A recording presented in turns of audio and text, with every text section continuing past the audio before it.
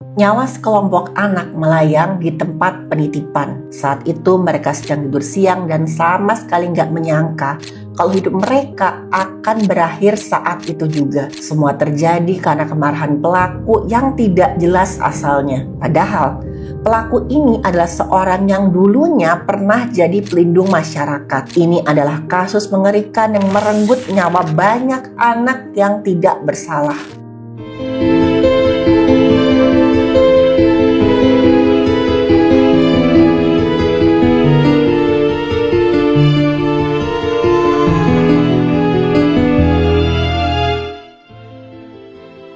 Halo, saya Dr. Stefani.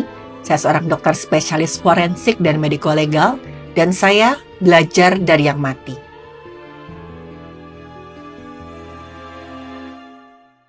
Hal mengerikan ini terjadi di sebuah tempat penitipan anak-anak. Sekitar pukul 12:30 siang waktu setempat, anak-anak sedang tidur siang. Dan tiba-tiba aja ada seorang pria yang datang ke tempat penitipan anak. Pria tersebut hanya mengenakan pakaian biasa, kaos dan juga celana jeans. Sekilas memang dia nggak kelihatan mencurigakan sama sekali. Orang-orang ngira kalau dia adalah salah satu orang tua yang mau datang untuk menjemput anaknya. Dan memang ketika dia datang dan mendatangi meja resepsionis, dia mencari di mana anaknya.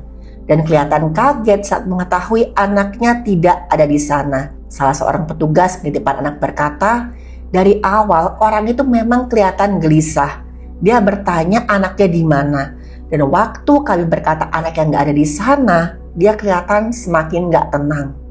Yang sama sekali nggak disangka oleh orang-orang di sana, ternyata pria itu datang membawa senpi dan sajam. Nama pria itu adalah Panya. Panya ini tadinya ada seorang petugas pihak yang berwenang, yang telah diberhentikan secara tidak hormat karena tertangkap menggunakan zat-zat yang berbahaya. Setelah itu staf penitipan anak berkata, apa yang terjadi kemudian benar-benar mengerikan dan sangat di luar dugaan. Ketika itu Panya sama sekali nggak bicara apa-apa. Tiba-tiba aja dia mengeluarkan senpi dan meluncurkan timah panas ke arah orang-orang di sana. Orang dewasa, anak-anak, laki-laki, perempuan semua jadi sasarannya. Bahkan di antara korban itu ada perempuan yang sedang hamil 8 bulan. Dan saat itu ada beberapa orang yang langsung kehilangan nyawanya di tempat. Ada juga yang terluka parah. Sementara itu korban yang masih selamat kabur dari tempat penitipan anak itu.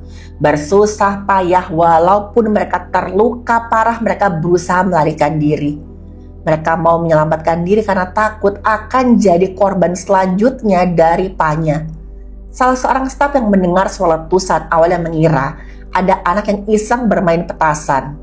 Dia mendatangi asal suara tadi mau menegur anak itu, dan kemudian dia sangat syok melihat Panya yang mengacungkan senpinya. Staf yang ketakutan itu segera lari ke arah dapur dan bersembunyi di sana.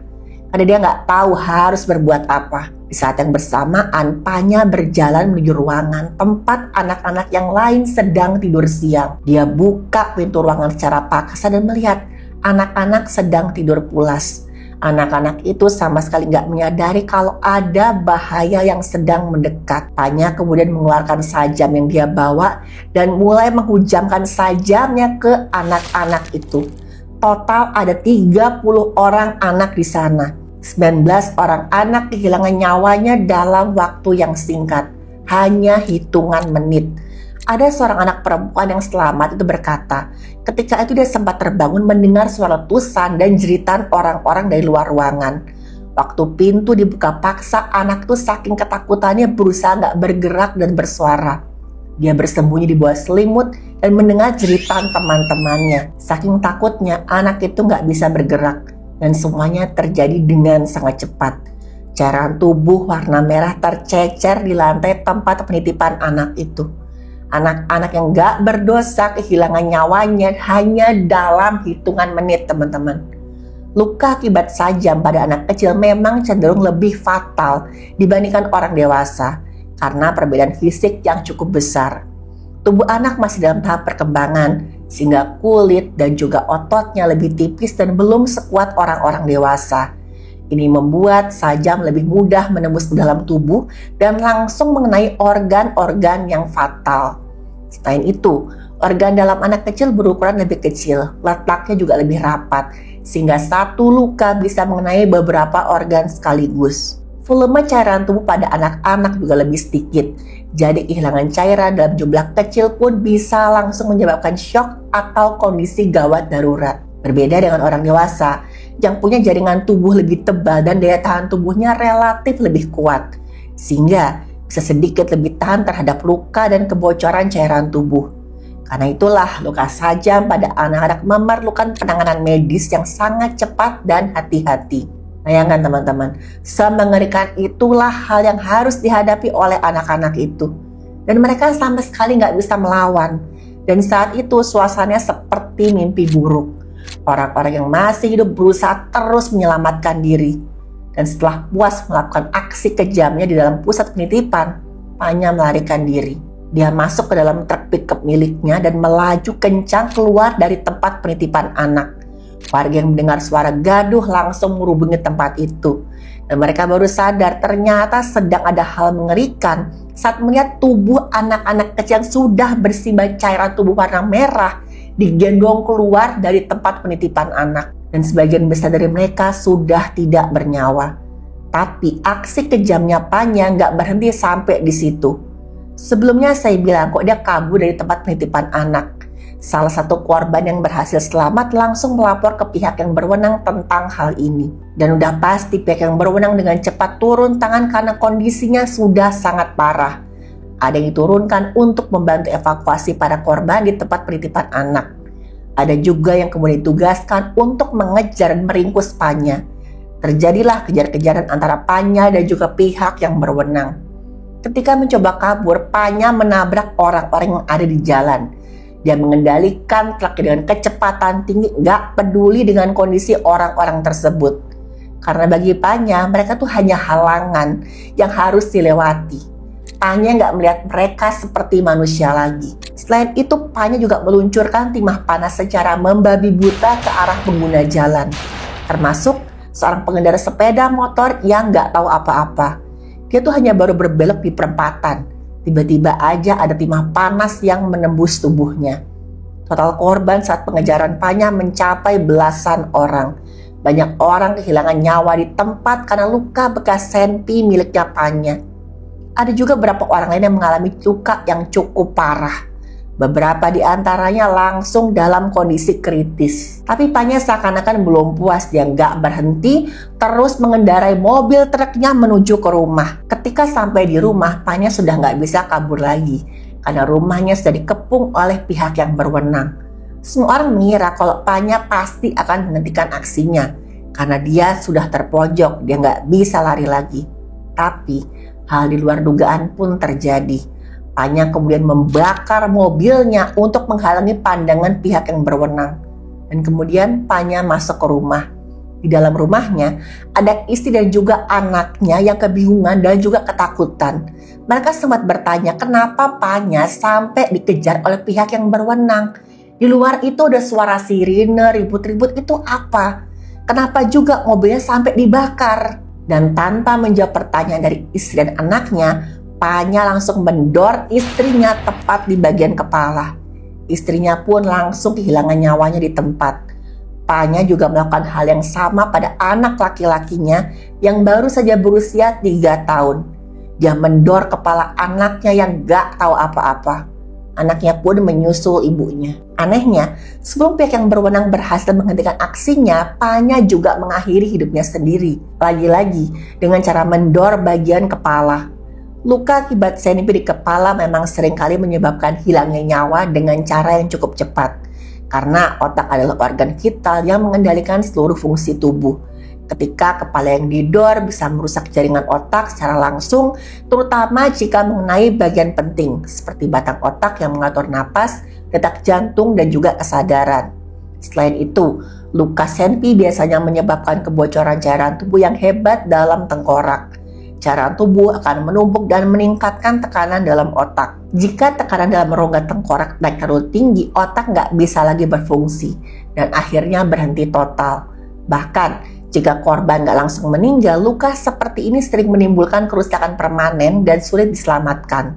Korbannya bisa cacat permanen karena jaringan otak nggak bisa pulih seperti jaringan tubuh lainnya. Jadi luka akibat senpi di kepala termasuk jenis cedera yang paling fatal dalam dunia medis. Dan setelah semua kejadian itu, barulah pihak yang berwenang masuk ke dalam rumah untuk meringkus Panya.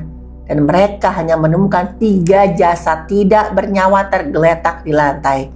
Pihak yang berwenang akhirnya mengevakuasi ketiga jasad tersebut.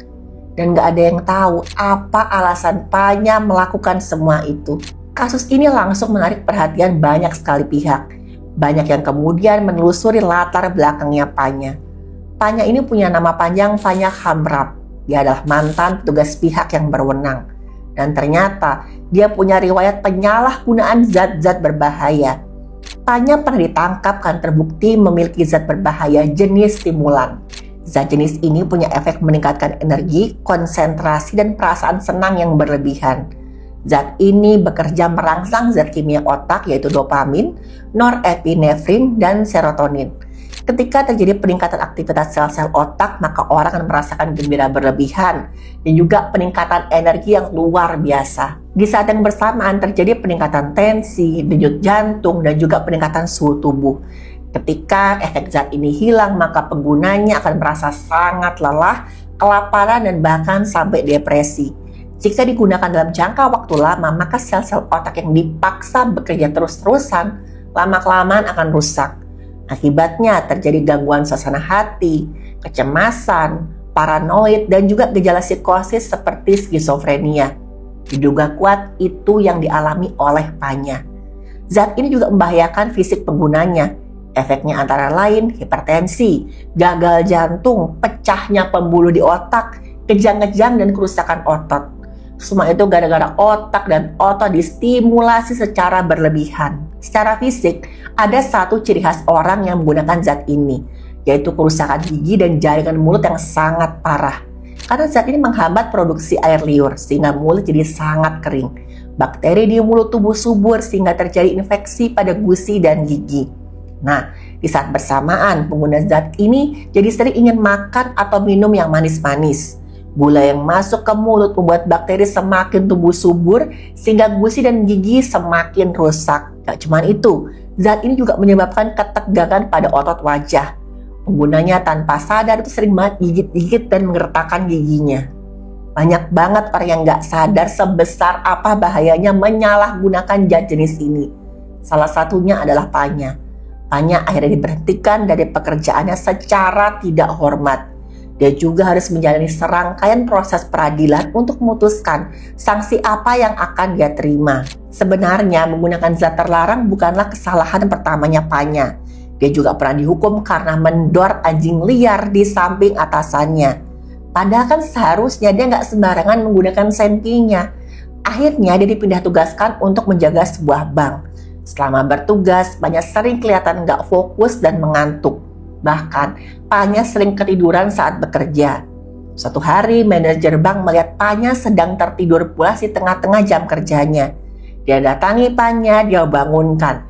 Dan bukannya minta maaf, Panya malah marah-marah. Bahkan Panya sampai menodongkan senpinya itu ke arah manajer. Atasannya Panya benar-benar dibuat pusing luar biasa dengan kelakuannya Panya. Panya sempat dibebas tugaskan karena dianggap tidak stabil secara mental.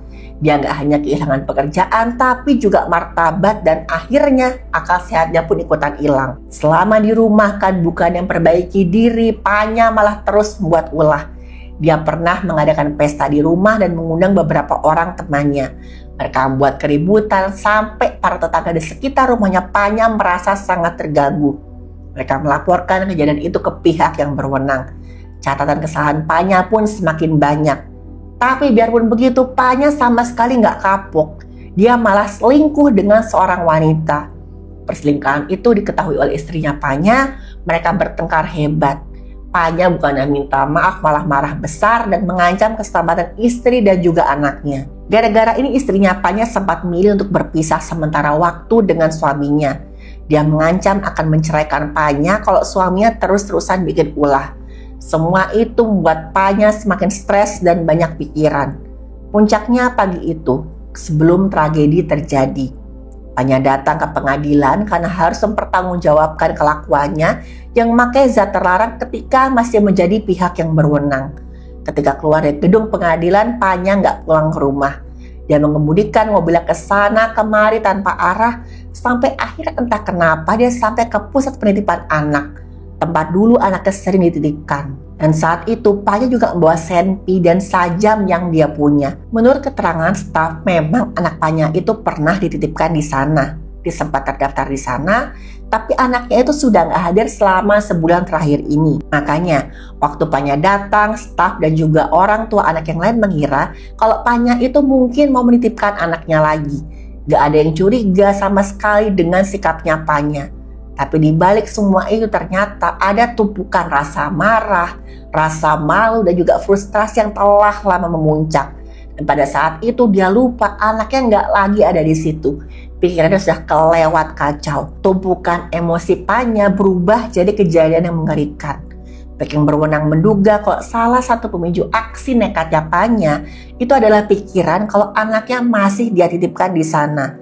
Dari penyelidikan awal, pihak berwenang diduga saat kejadian berlangsung, Panya berada di bawah pengaruh zat terlarang yang sempat dia konsumsi. Tapi untuk memastikannya tetap harus dilakukan tes toksikologi.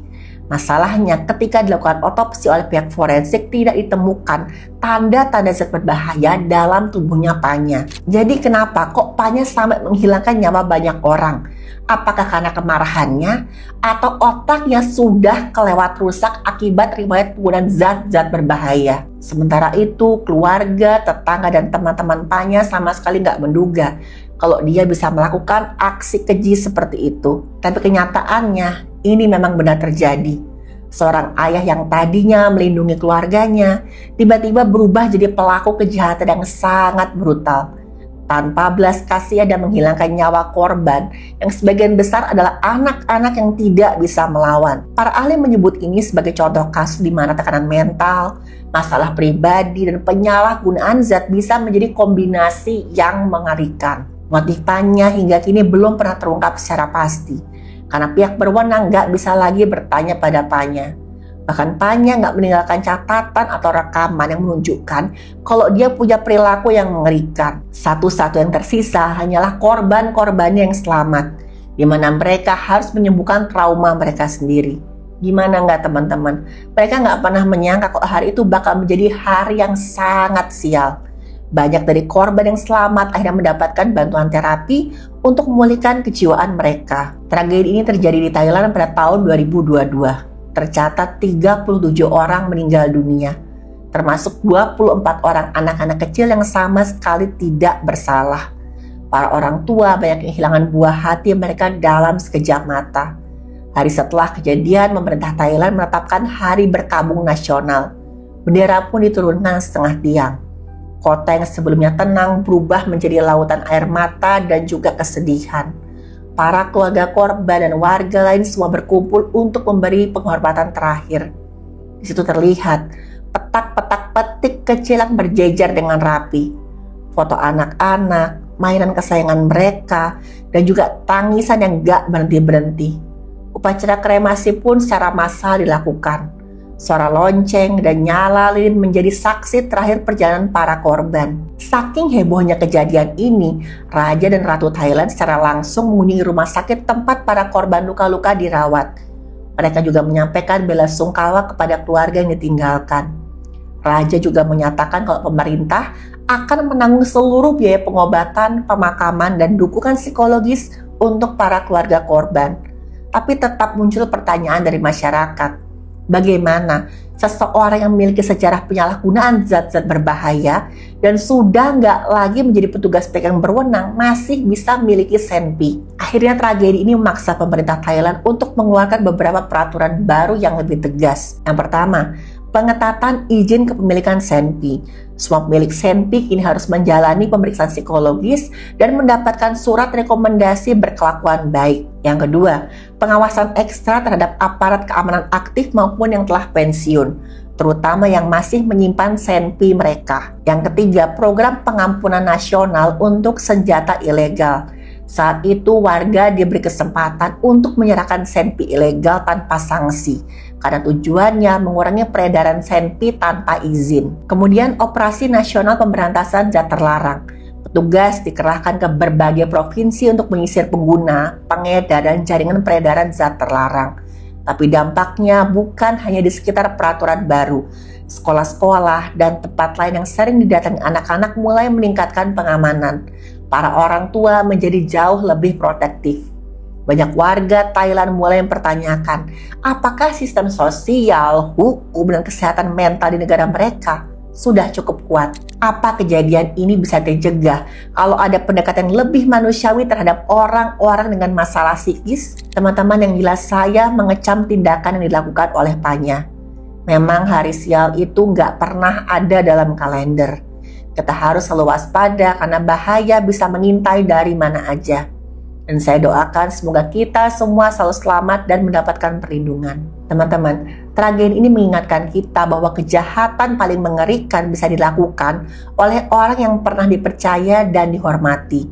Ketika tekanan hidup, rasa malu, dan gangguan mental dibiarkan terus menumpuk tanpa ditangani, maka potensi bahaya bisa muncul dalam wujud yang paling gelap.